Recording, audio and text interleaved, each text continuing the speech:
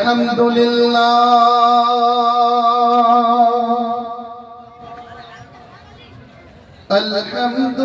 لله نحمده ونستعينه ونستغفره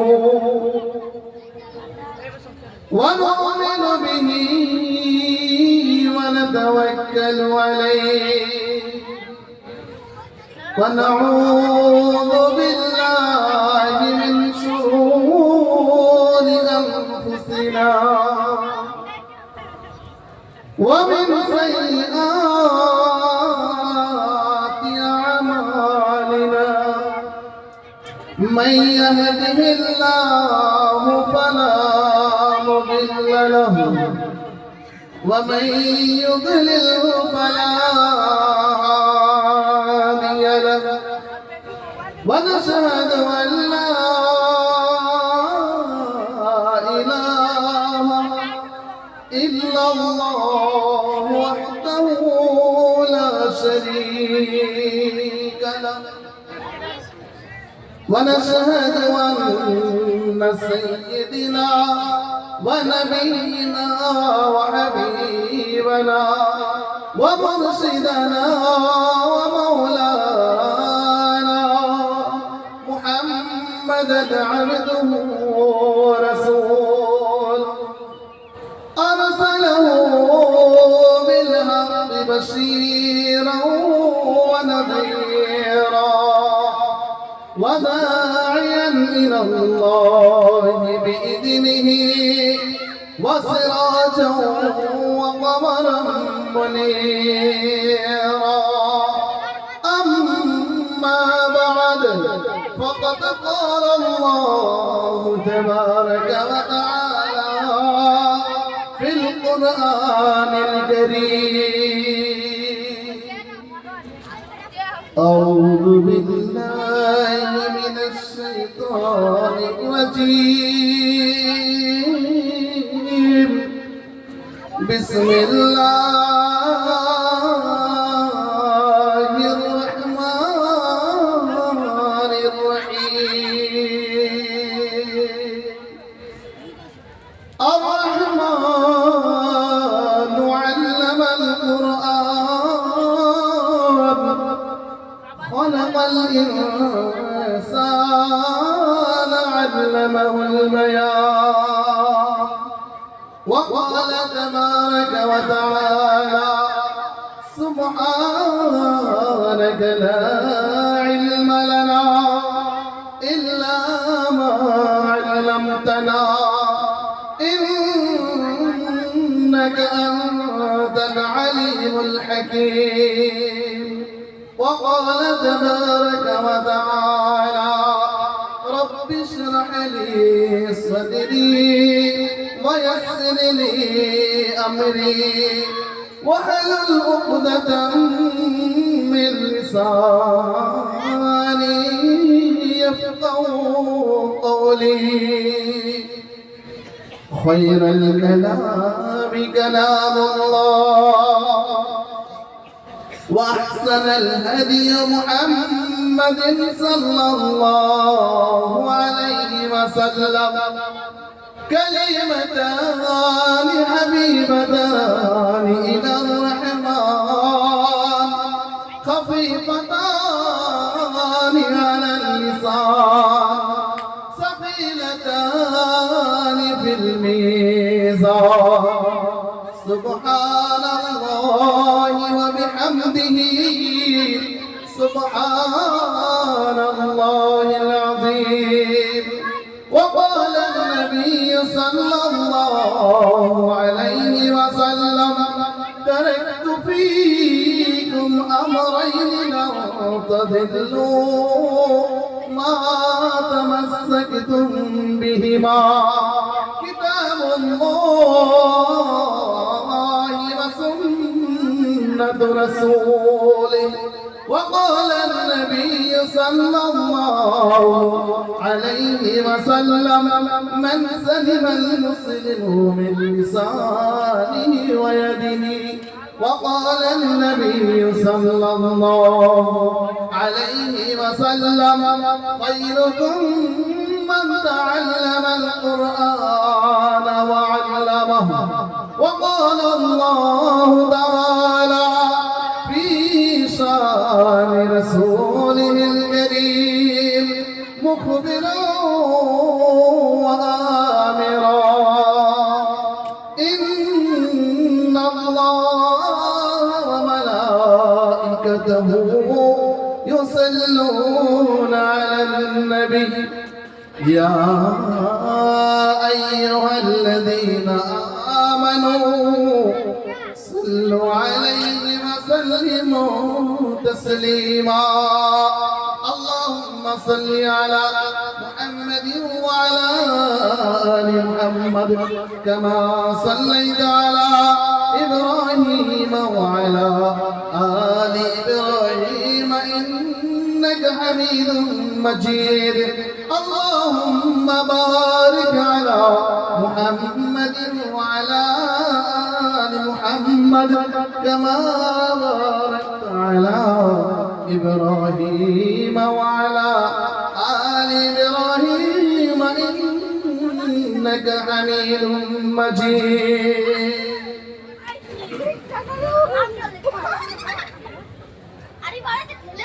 জন্ম আমাদের নবীর যুগে হলে কেমন হতো জন্ম সবার নবীর যুগে হলে কেমন হতো ভালো হতো না খারাপ হতো আর কি বলবেন খুব ভালো হতো জন্ম সবার নবীর যুগে হলে কেমন হতো দুনয়নে রাসূল পাক দুনয়নে রাসূল পাক দেখিলে কেমন হতো জন্ম সবার নবীর যুগে হলে কেমন হতো জন্ম আমাদের নবীর যুগে হলে কেমন হতো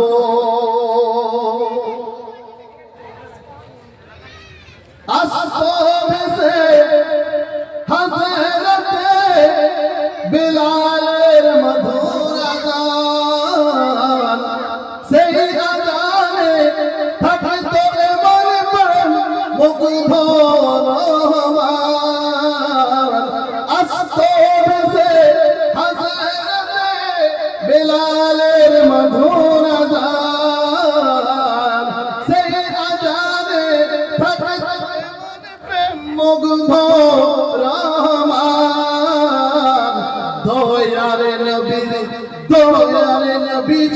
দয়ার নবীর পিছে নামাজ পড়লে কেমন হতো দয়ার নবীর পিছে নামাজ পড়লে কেমন হতো দুনয়নে রাসূল পাক দুনয়নে রাসূল পাক দেখিলে কেমন হতো জন্ম আমাদের নবীর যুগে হলে কেমন হতো জন্ম সকলের নবীর যুগে হলে কেমন হতো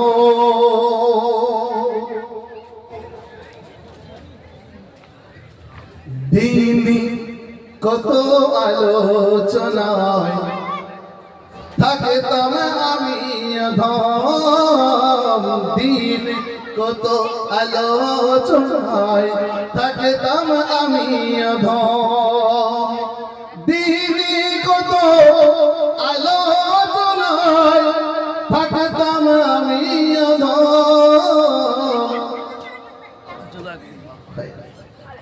দিনই কত আলোচনায় থাকতাম আমি অধম সামনে রাসূল পাক হতো সাথে সাহাবা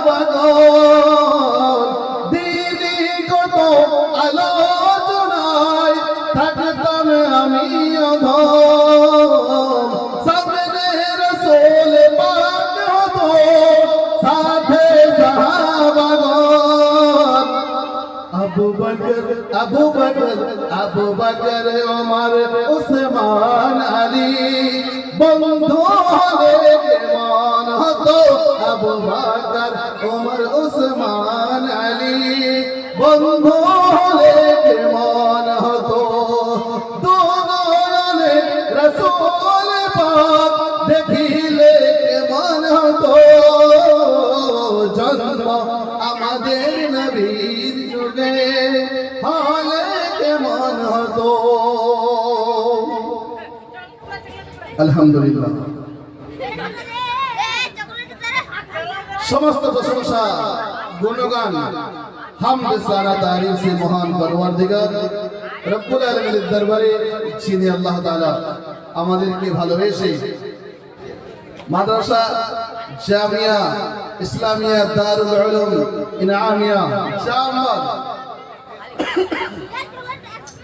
এই মাদ্রাসাতে আসার তৌফিক নসিব করেছেন তা হলো কয়েকজন ছেলের মাথাতে দস্তারবন্দি করা হবে যে ছেলেগুলো হাফিজে কোরআন হয়েছে তাই মহান আল্লাহর দরবারে আমরা শুকরিয়া আদায় করি বলুন আলহামদুলিল্লাহ।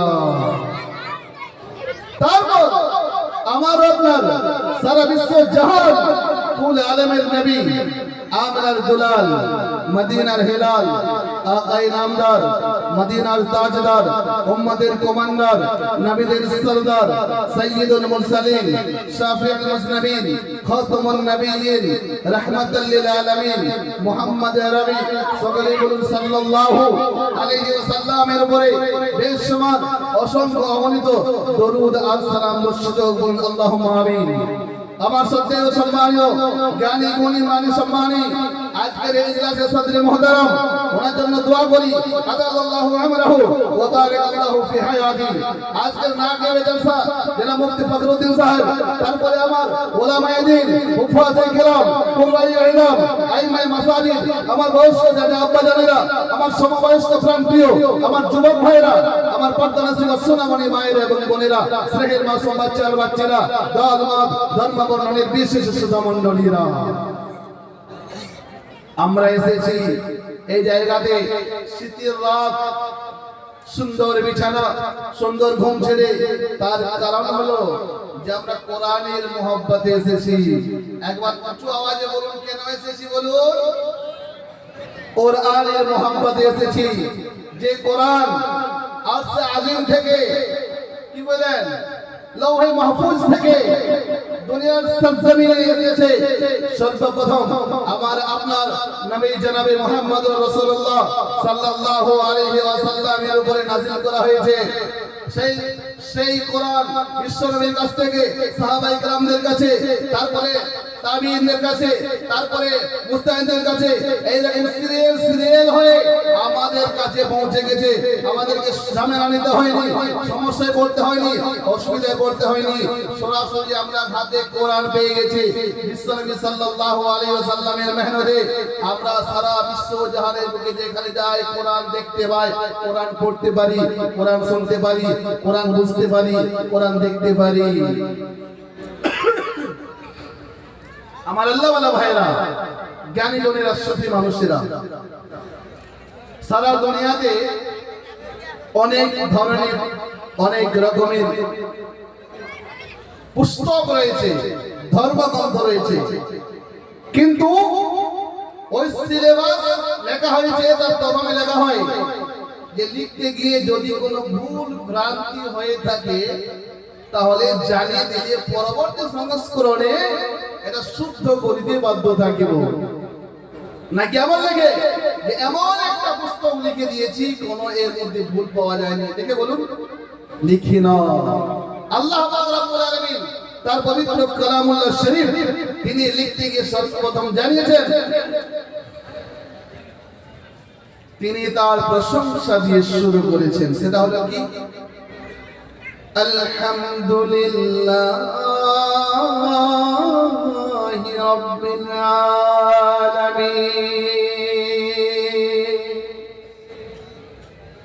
আল্লাহ রাব্বুল আলামিন জানিয়ে দিলেন বিশ্বের মানুষেরা এমন একটি কিতাব তোমাদের সামনে প্রেরণ করা হয়েছে, নাযিল করা হয়েছে, যেই কিতাব আল্লাহ রাব্বুল আলামিন ওনার প্রশংসা দিয়ে শুরু করেছেন এবং এটাও জানিয়েছেন যদি তোমরা আল্লাহর প্রশংসা লিখতে গিয়ে কুল লাউ কানাল বাহরু মিদাদান লিকালিমাতি রাব্বি لنفذ البحر قبل أن تنفذ كلمات ربي ولو جئنا بمثله مددا আল্লাহ রাব্বুল আলামিন জানিয়ে দিলেন হে বিশ্বের মানুষেরা তোমরা সারা দুনিয়ার পানিকে যদি তোমরা রিফিল বানিয়ে নাও, সিয়াহি কালি বানিয়ে নাও, तमाम দুনিয়ার জমিনকে তোমরা যদি খাতা হিসেবে ব্যবহার করো, অন্য আয়াতে মহান আল্লাহ রাব্বুল আলামিন জানিয়েছেন তোমরা যদি এই দুনিয়ার মতো সাতটা দুনিয়াকে জোড়া দাও এবং জোড়া দেওয়ার পরে যতটা সমুদ্রে পানি পাওয়া যাবে পাওয়ার পরে আল্লাহর প্রশংসা লিখতে শুরু করবে।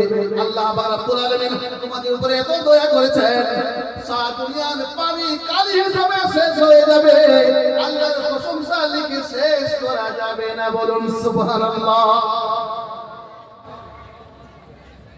এটা হলো প্রথম নমুনা যে মহান আল্লাহ রাব্বুল আলামিন তিনি কোরআন নাযিল করেছেন। এরপরে আল্লাহ রাব্বুল আলামিন জানিয়ে দিলেন আলিফ লাম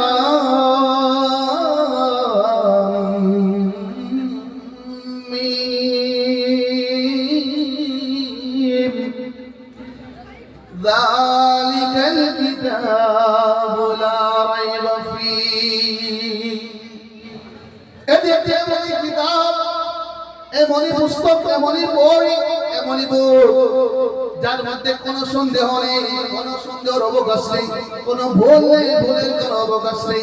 যদি কোনো মানুষ বলে ভুলের অবকাশ আছে, আল্লাহ রাব্বুল আলামিন জানিয়ে দিলেন ওয়া ইন কুনতুম ফী রাইবিন মিম্মা নাযালনা আলা আবদিনা ফাআতু বিসূরাতিন মিন মিসলিহি وادعوا شهداءكم من دون الله إن كنتم صادقين। আল্লাহ রাব্বুল আলামিন জানিয়ে দিলেন বিশ্বের মানুষেরা তোমরা যদি বলো কোনো সন্দেহ আছে, ভুল আছে, ভুলের কোনো অবকাশ আছে, আল্লাহ চ্যালেঞ্জ দিলেন तमाम দুনিয়ার মাখলুকাত তোমরা একদিকে হয়ে যাও। অন্য আয়াতে লিখলেন যত মানুষ আছো, যত জিনেরা আছো সব একদিকে হয়ে যাও, এক কাতারে শুরু করে দাও। আল্লাহ জানিয়ে দিলেন সূরা বাকারার মতো না, সূরা ইয়াসিনের মতো না, সূরা মুজাম্মিল মুদাসসিরের মতো না, সূরা হামিম সাজদার মতো না। আল্লাহ জানিয়ে দিলেন মিন মিসলিহি, ছোট্ট একটা সূরা বানিয়ে দেখাও। আল্লাহ বললেন অন্য আয়াতে জানিয়েছেন কিয়ামত হয়ে যাবে, কোন সূরা বানাতে পারবে না। বলুন সুবহানাল্লাহ। এইরকম কোরআন নাযিল করলে আল্লাহ নিজের প্রমাণ দিলেন তানজিলাম মিম্মান খালাকাল আরদা ওয়াস সামাওয়াতিল উলা। আল্লাহ জানিয়ে দিলেন যিনি আসমানকে তৈরি করেছেন, যিনি জমিনকে তৈরি করেছেন, তিনি কোরআন নাযিল করেছেন। কখন কোরআন নাযিল করলেন, কার উপরে করলেন, আল্লাহ রাব্বুল আলামিন জানিয়ে দেন ওয়া আমানু বিমা নুজিলা আলা মুহাম্মাদ ওয়া হুয়াল হাক্কু মির রাব্বিহিম। আল্লাহ জানিয়ে দিলেন যে কোরআন মুহাম্মদুর রাসূলুল্লাহর উপরে নাযিল করা হয়েছে, তোমরা সেই কোরআনের উপরে ঈমান নিয়ে আসো। কখন নাযিল হলো, কোন সময় হলো, আল্লাহ রাব্বুল আলামিন জানিয়ে দিলেন শাহরু রমজান আল্লাযী উনজিলা ফীহিল কুরআন। আল্লাহ রাব্বুল আলামিন জানিয়ে দিলেন যে কোরআনকে রমজানুল মুবারকে নাযিল করা হয়েছে, কোন সময় নাযিল করা হয়েছে, ইন্না আনজালনাহু ফী লাইলাতিল কদর। আল্লাহ রাব্বুল আলামিন জানিয়ে দিলেন যে কোরআন লাইলাতুল কদরের রাতে নাযিল করা হয়েছে, যে রাতে ইবাদত করলে হাজার মাসের চাইতেও বেশি নেকি যে আমলনামাতে নেকি পাওয়া যাবে।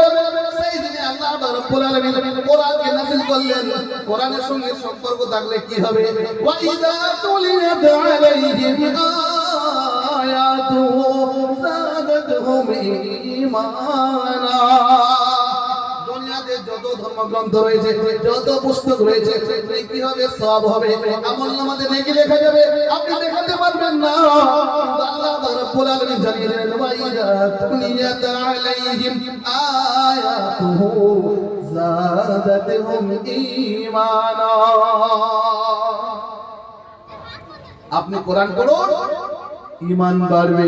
কোরআন শুনুন, ঈমান বাড়বে। কোরআনের সঙ্গে থাকুন, জীবন পরিবর্তন হয়ে যাবে। কোরআনকে সঙ্গে নিয়ে চলুন, জীবনে পরিবর্তন আসবে। কি লাভ হবে? কোরআন পড়লে কি লাভ হবে? ঈমান তো বাড়বে, আর কি হবে? কোরআন পড়লে দিলের ময়লা দূর হয়ে যাবে। কোরআন পড়লে রব্বুল আলামিনের নৈকট্য হাসিল হবে, কাছাকাছি আল্লাহ তাআলা আপনি দয়া পাবেন, আল্লাহর প্রত্যেকটা রহমত আপনি পাবেন, আল্লাহর কাছাকাছি আপনি হতে পারবেন। এবং কোরআন পড়লে একটা অক্ষরে 10টা করে নেকি পাওয়া যাবে। বলুন সুবহানাল্লাহ।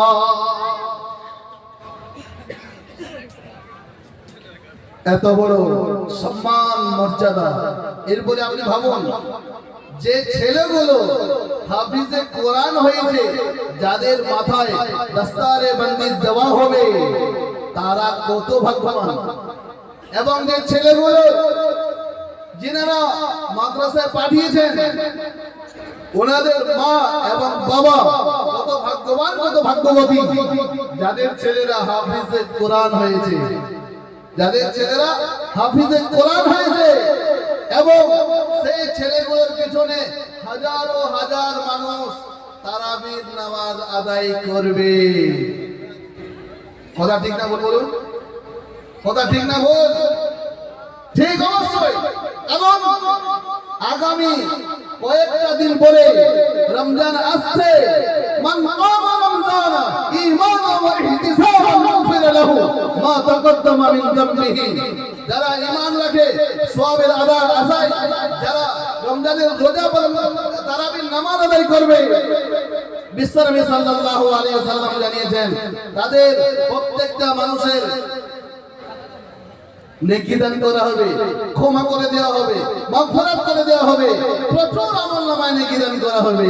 মান সামা রমজানা ঈমানান ওয়া ইহতিসাবান গুফিরা লাহু মা তাকদ্দামা মিন যামবিহি। কত বড় সওয়াবের কাজ!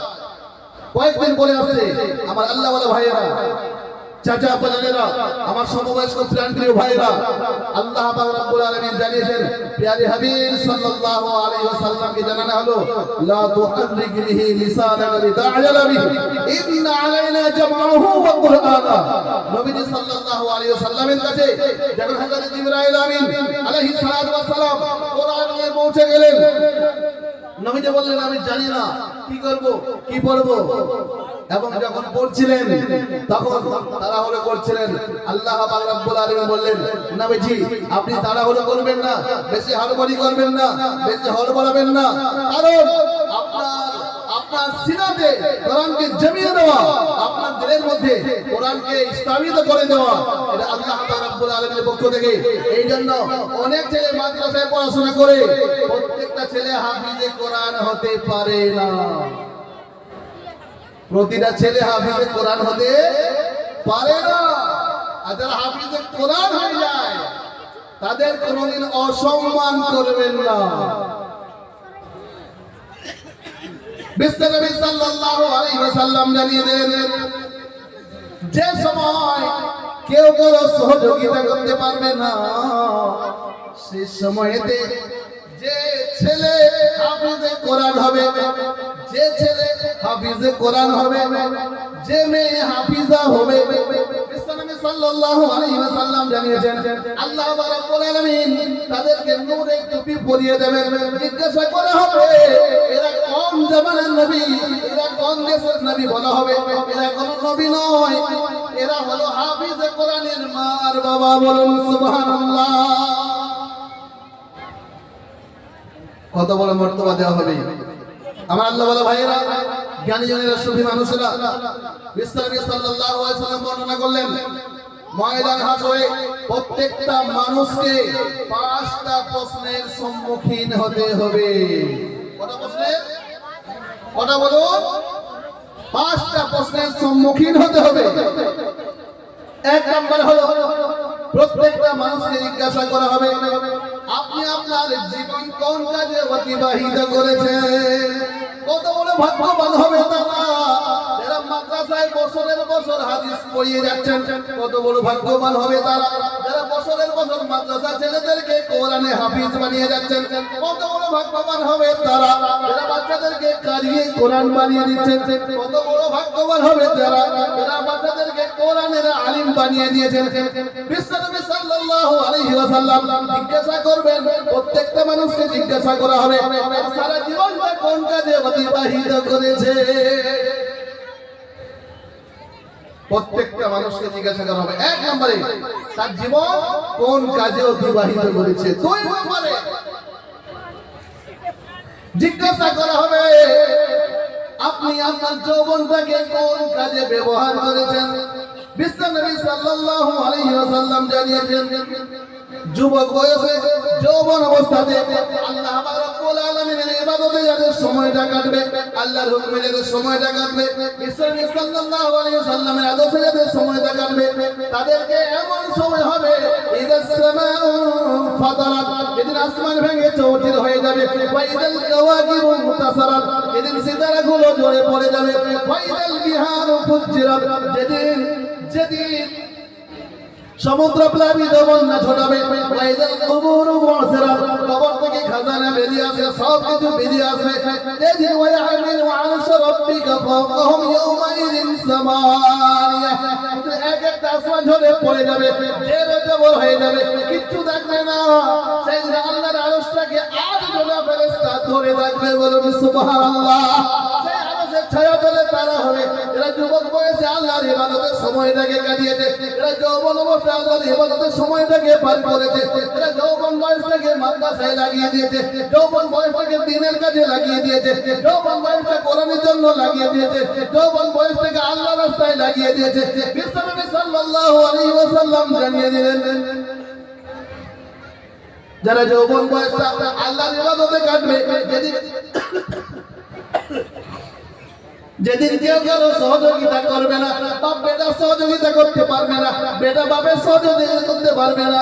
ইয়াউমা ইয়াফিরুল মারউ মিন আখিহি ওয়া উম্মিহি ওয়া আবিহি ওয়া সাহিবাতিহি ওয়া বানিহি।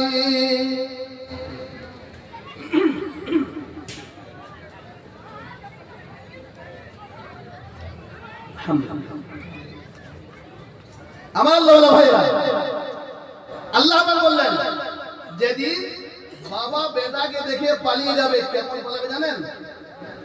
ইয়া আইয়ুহান নাস ইত্তাকু রাব্বাকুম ওয়াখশাউ ইয়াওমান লা ইয়াজজি ওয়ালিদুন আও ওয়ালাদিহি ওয়ালা মাওলুদুন হুয়া জাযিন আও ওয়ালিদিহি শাইআ। ভাই আপনার সামনে আসতে পারবেন না? চলে আসুন, সামনে চলে আসুন, দয়া করে একটু কাছে চলে আসুন। কথা মেনে নেওয়া এটা ভাগ্যের আলামত, এটা ভালো মানুষের আলামত। আর কথা মানিয়ে নেওয়া এটা অহংকারের আলামত। ভাই চলে আসুন। যাদের অহংকার থাকবে তারা জান্নাত যেতে পারবে না, যাদের অহংকার থাকবে তারা জান্নাত যেতে পারবে না। ভাই চলে আসুন, একটু আজিজি হয়। হ্যাঁ একটু চলে আসুন ভাই, একটু চলে আসুন। আমার আল্লাহ ভাইরা, আপনারা খুব ভাগ্যবান। চলে আসুন, কাছে আসুন, কাছে আসুন ভাই, চলে আসুন, ভাই চলে আসুন, চলে আসুন, সামনে চলে আসুন ভাই, দেরি করবেন না, দেরি করেন না। বাস আর কিছু সময় আমি থাকবো ভাই, এই জন্য সামনে চলে আসুন, কাছে চলে আসুন। আমি আপনার বন্ধু, আপনি আমার বন্ধু, চলে আসুন, এই সামনে চলে আসুন, এই যুবক চলে আসুন।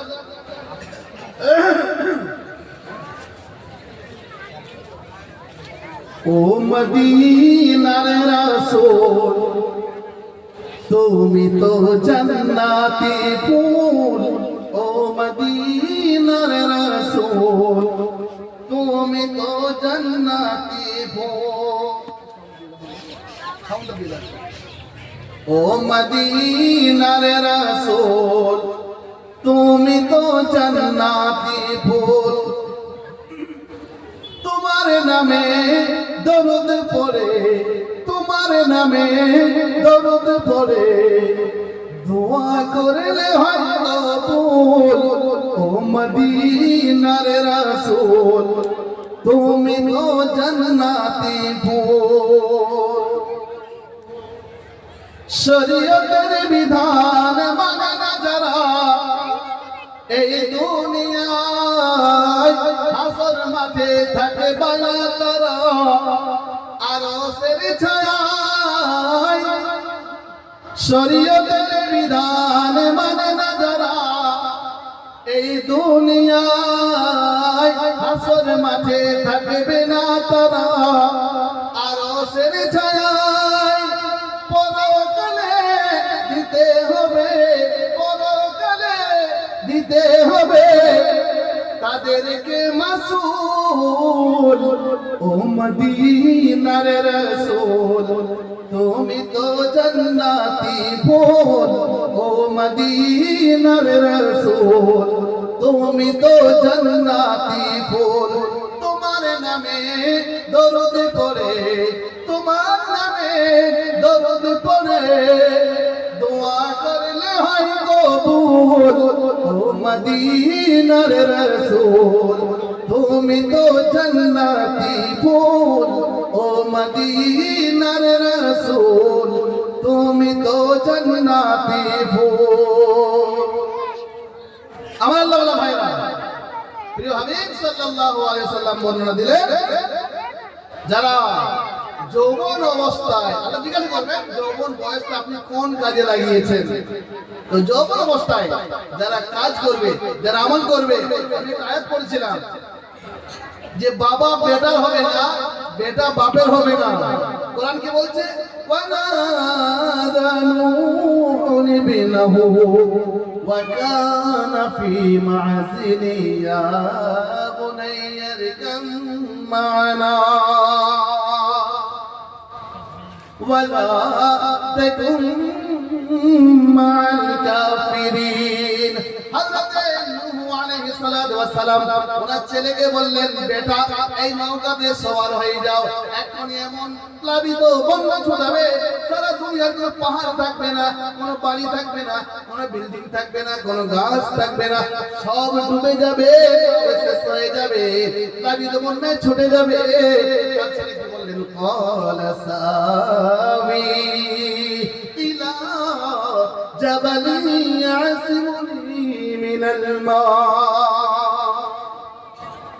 আব্বা জান তুমি নৌকায় সওয়ার হয়ে যাও, সব সাথীদেরকে তুমি নিয়ে নাও, আমার চিন্তা করো না। ক্বালা সাবি ইলা জাবালিন ইয়াসিমুনি মিনাল মা।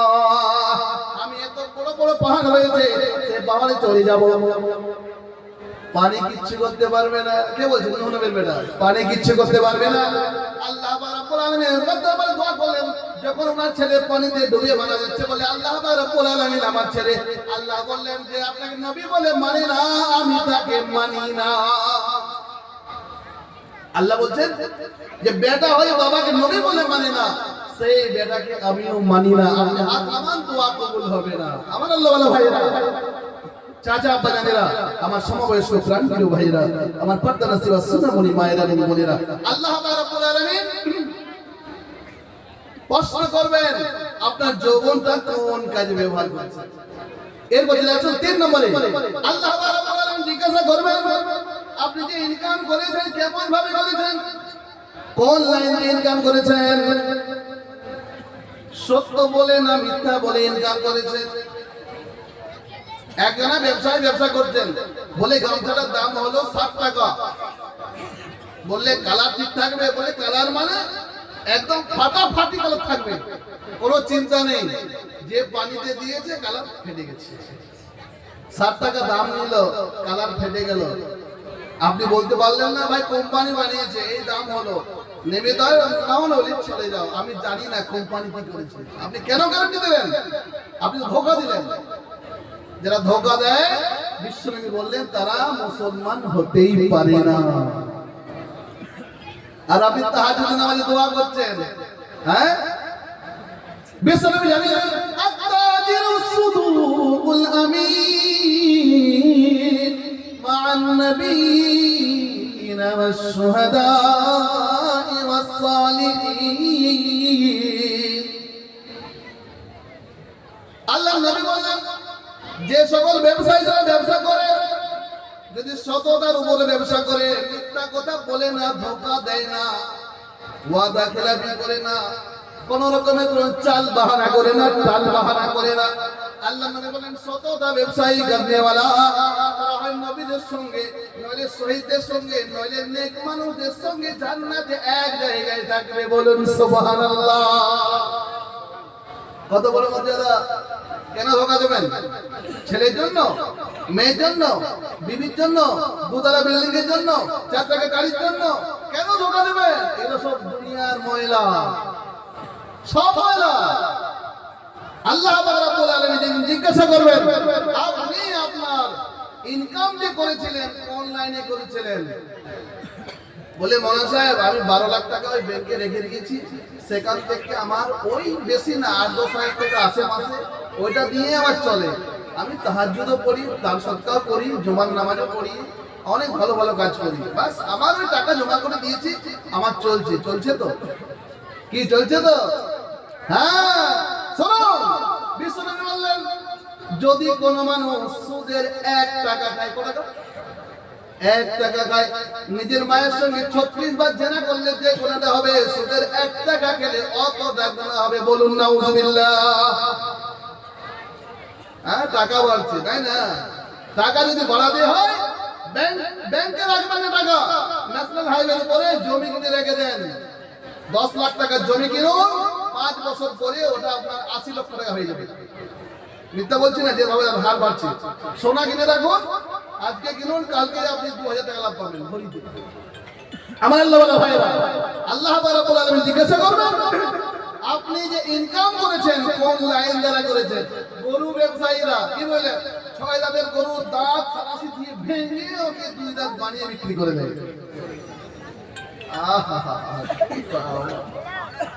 রাজমিস্ত্রিরা বলে মালিক নেই, এখন বস বলে তোর মশলা আছে, বলে বিল্ডিং এর উপরে পিছনে একটা পুকুর আছে, ওদিকে মালিক নাই, এখন বস।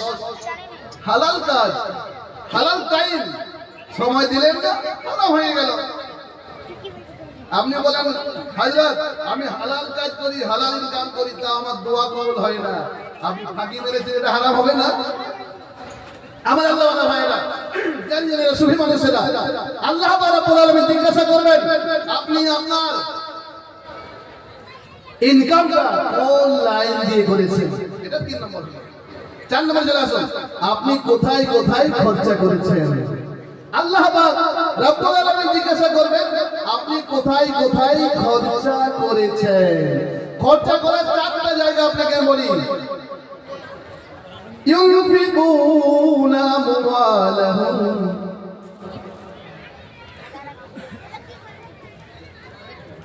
আল্লাহ রাব্বুল আলামিন জানিয়ে দেন ওয়ায়াসআলুনাকা মাযা ইউনফিকুন।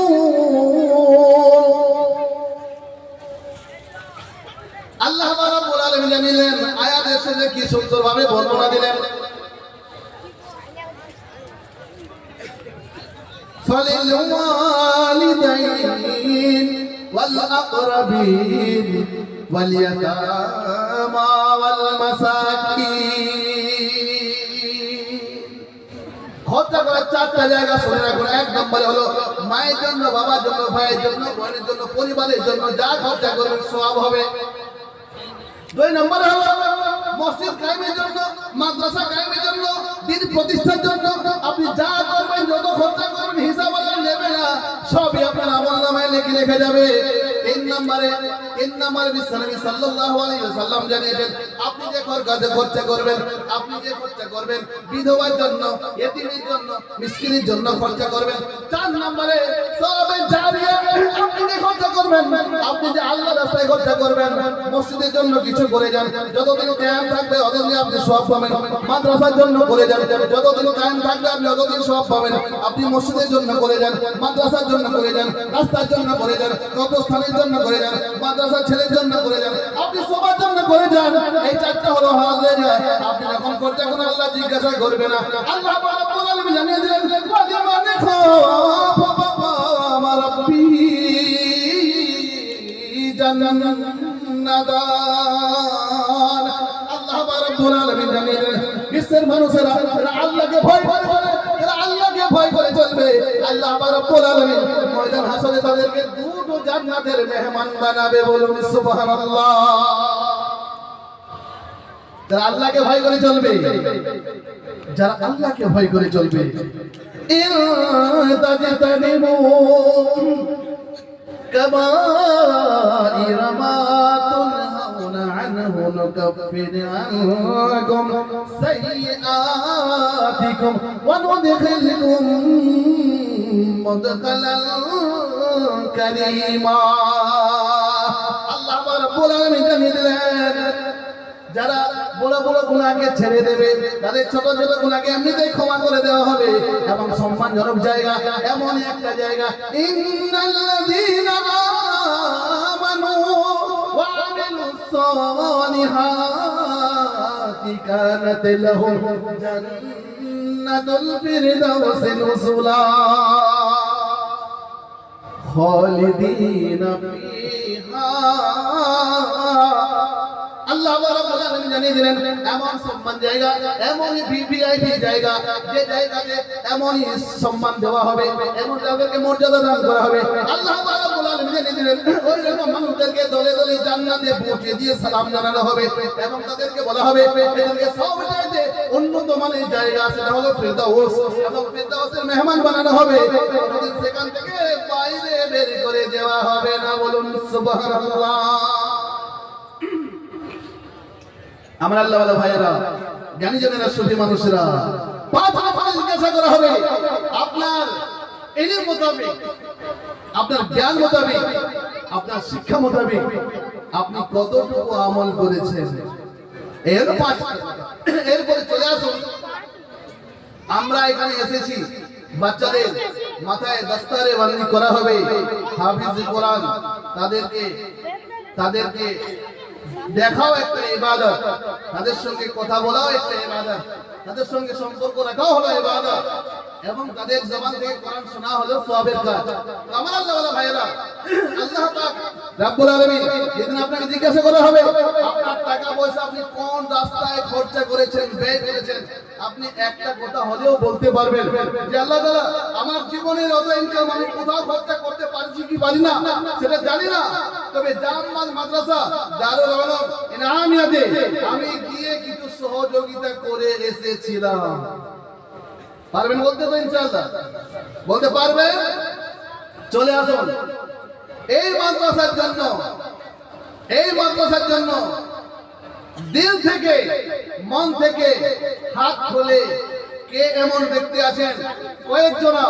এই মাদ্রাসা এটা হলো যেখানে কোরআনের তালিম দেওয়া হয়, হাদিসের তালিম দেওয়া হয়।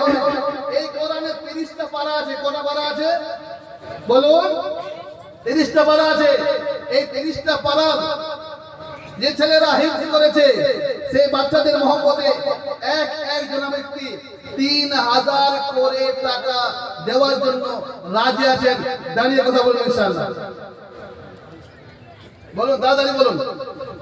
বেশি না, একটা পারার জন্য 100 টাকা, 30টা পারার জন্য 300 টাকা, অর্থাৎ 3000।